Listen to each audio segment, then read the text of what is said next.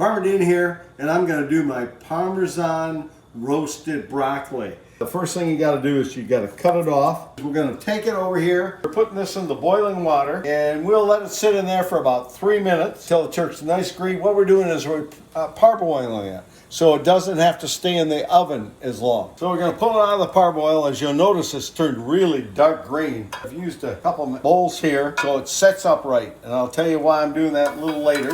We have to let this cool down for about 5 minutes. If you don't do that, when we put on the mayonnaise and the Parmesan cheese on it, it'll fall off. I normally use 1 cup of mayonnaise and 1 cup of Parmesan cheese, and I grate my own cheese. I've used in Chosen Foods. They've got an avocado one that I really like. It's expensive, but it's a really nice one. We're gonna mix these together, the Parmesan and also the mayonnaise. You'll notice that I kept it in the bowl, and the reason is I want the whole top to set up. And we're gonna take the mayonnaise, just spread it on here real nice and thick. As you can see, I got it completely covered with the cheese and the mayonnaise.